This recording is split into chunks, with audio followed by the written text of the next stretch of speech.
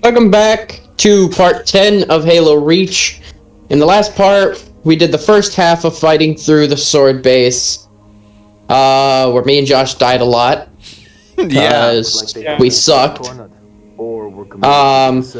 Now in this part is the second part, and it's just the continuation of sword base. I'm going with cornered. There's nothing Gotcha. here.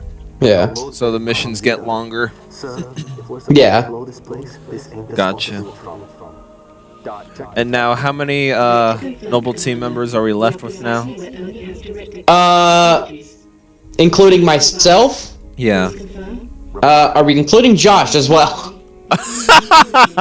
Noble 7, do you read? Because if we're including myself, then it's including myself, it's 4. Including Josh, it's 5. Okay. George is dead. Chad's dead. Everyone else is alive so far. I thought we were just about to watch one of them die. Yeah, this fucking Emil just gets fucking football tackled. Right? Just into the wall. By one of the brutes. One of the fucking brutes just channels his inner Sean Taylor. Right. Alrighty then.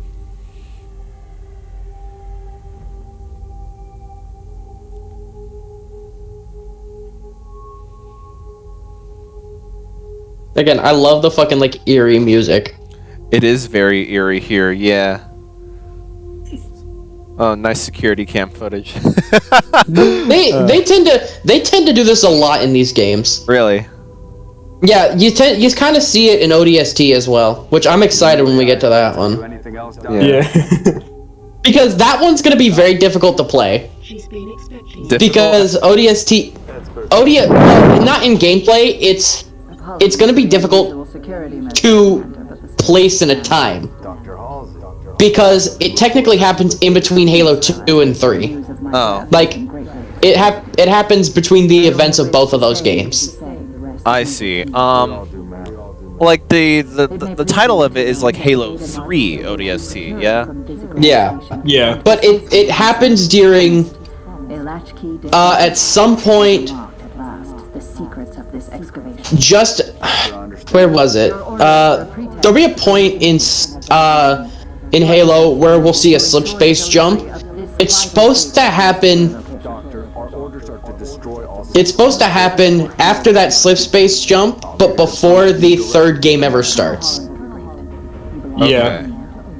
Yeah, it's during one of the cutscenes, like halfway through, or like partway through Halo 2.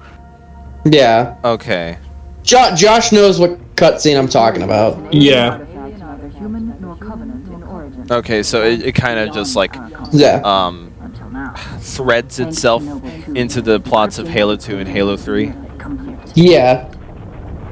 Interesting. So the structure in front of us right here, and we'll see this mentioned a lot. They'll mention artifacts that are neither human or Covenant. This is them referencing the Forerunners. Forerunners, Yes. which are They are kind of the gods of the Halo world. oh, okay. That's what the Forerunners technically are. Gotcha. They are responsible for building the Halo rings, which will be shown obviously in the other games. Oh, okay. So, oh, fascinating. So the Halo rings, the giant planet-destroying weapons, were not human-made? No, they were Forerunner made. Oh, okay. We will understand what their full intention is in Halo 2 and 3. Okay, because yeah, right. As of right now, correct me if I'm wrong. The Halo is just a myth, according to these guys right here. We don't actually know it exists, right? Yeah. Gotcha. We were not at this point in time. We were not aware of what a Halo ring was because we never saw them. Gotcha. Alrighty. It wasn't until the events of Reach when we learned what a Halo ring was. Yeah, when we saw the giant ring. Oh wow, that's so. We on Saturn, guys? It fucking activates. So this part is essentially a defense mission. All right. It's practically. Why did I just hear myself echo? What the fuck was that? I heard myself echo. That was weird. Yeah, that was odd. Continue. This is basically just like a defense mission where you kind of just sit here for. I don't know if it's time-based or if it's enemy-based. But you kind of just sit here until it just tells you can enter. Gotcha. The entrance inside the thing. Yeah, you'll see that I kind of tend to try to hijack these things. Ah, I see. Which is funny because there's actually nothing in them when you hijack them, despite the fact they're flying. What? There was nothing in it. Okay. It did the animation of me kicking someone out of it, but there's nothing in there. It's oh, that's funny. That is funny. I like that. Yeah. So this is practically just me flying around. Gotcha. Yeah, it does seem to be a more enemy-based thing. Yeah. Here's where I thought it would be cool to have my perspective and Josh's perspective. Because I'm flying in the air and Josh is fighting on the ground. Yeah, while he's flying around, I'm doing a bunch of stuff like on the ground fighting enemies and stuff. Ah, I see. So the building on the right that I was flying past, that is the building that had one of the other Rooster Teeth references. Rooster Teeth reference? I mentioned this that I mentioned that a bunch of Halo games will have references to Rooster Teeth, the guys who made Red vs. Blue. Yeah. Well, this was one of the missions that has one of those references. Oh, okay. In that building to Josh's left. There's like a bunch of screens in there. And if you look at the screens, you can interact with them, and I believe it mentions the people who made Red vs. Blue. Oh, okay. Neat. I cannot wait till we get to Halo 3, and I don't remember if there was one in Halo 2. I don't know if there was. I sort of recall the Halo 3 one.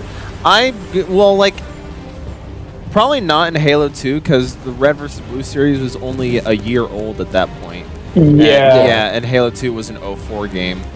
Yeah. So, yeah. Usually, at least back then, I want to say, games that got released were developed in the year prior.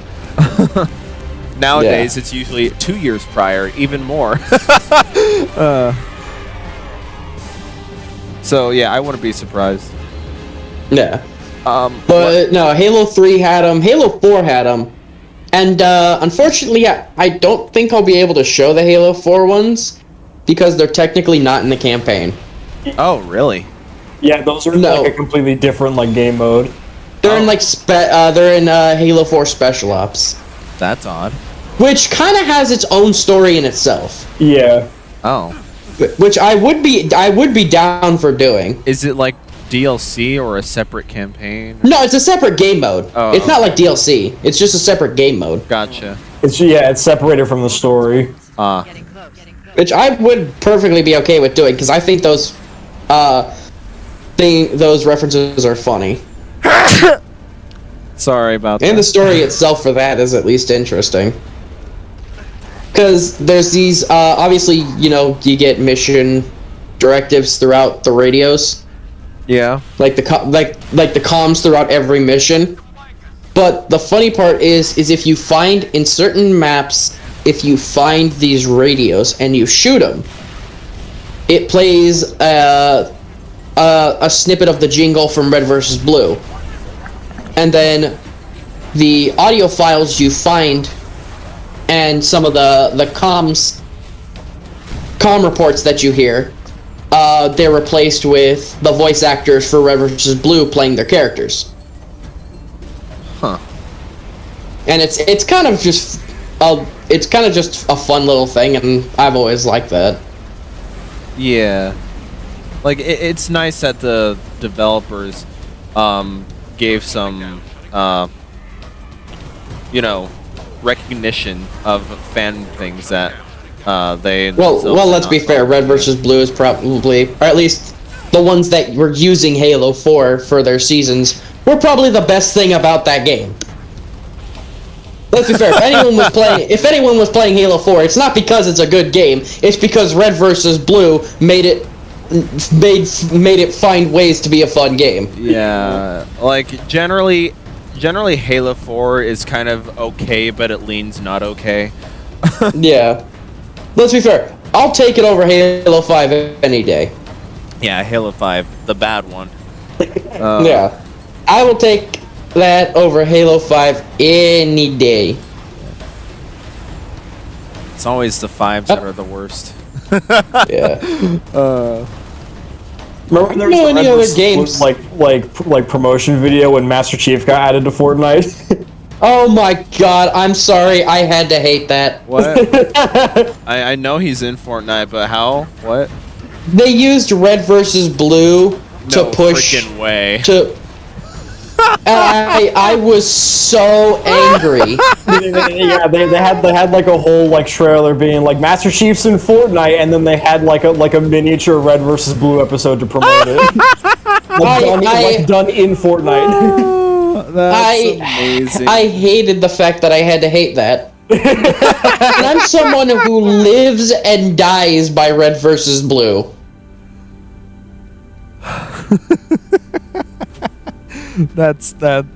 Come on, I have to laugh at that. That's amazing. It was so stupid.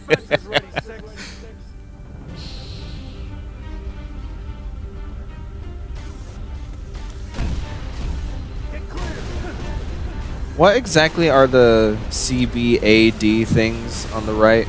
Those are... So each number corresponds to a defense turret that we've activated. So like there's like 4 turrets.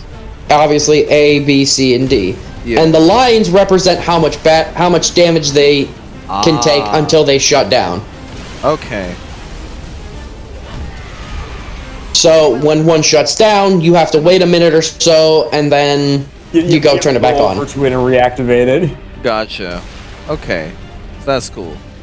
You have bigger means of offense or defense in this case. Yeah. So that's neat.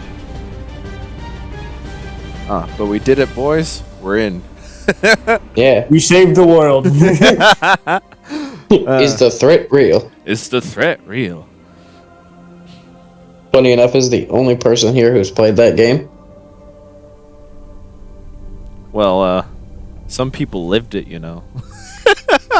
Yeah. What is this stuff? Knowledge. A birthright from an ancient civilization. This AI is its custodian, and she has chosen you as her couriers. Speaking of couriers, guess what game is gonna be mine after this? Yes. Mm. Her measure of Hey, fucking Fallout New Vegas, Yep. That's gonna be later this where year. we get to have an adventure with another courier. There Like you'll and find a house subscribe. last Yeah. Do you? That one's gonna be fun. Mankind is out By the way, you can see the faces of and it will fall. Our to her right. You can see the faces of the noble team. Unless we can glean from this Oh, like the actual, like on a Yeah. a game changer. Okay. Like on a screen. Ah, gotcha. In the 19th century, or faster than light travel in the 20th It mainly shows and it kind of darkens when you get past Kat and Carter, somewhere else. Ah. but There is not. everyone should know who that AI is. Is that the Windows helper? Yes, that is in fact the Windows helper. Whoa. Windows 10. Yo, she's holding Windows 10 in her hands. But yeah, She's Microsoft. No, here. This is the real story of how we got Windows 10. A planet was secretly destroyed by aliens so humans could get Windows 10. I have it. And then Windows 11 rises. And of course they give it to my dumbass who's wearing an ODST helmet. It's plot reasons. Yeah. Is that the last we'll see of Dr. Halsey? June. Oh no, she's right I'll do what's necessary, sir. Until Halo You too, Rifle. 2? 1? I don't remember. there. I don't know. I don't remember when she like shows up. I don't really recall getting far into Halo 1 to really remember. So, obviously, June, I play the meme, but June obviously just pulls the meme of dying is gay, I'm out. Yeah, he just fucking dips. He dips, he does. He just straight up dips. I'll see you in alternate continuity. You can find But it in your local Barnes and Noble. he dips, but under orders, so he technically didn't desert. Well, we don't see him in any more games, though. Yeah. I'll catch you guys in alternate continuity. You can find at your local Barnes and Noble. There goes Sword Base. Is gone. Reduced to atoms? Yes, reduced to atoms. Oh. Oh, wow. That was short. Okay. Yeah, it was. It's the shortest, I think, of all these. Okay.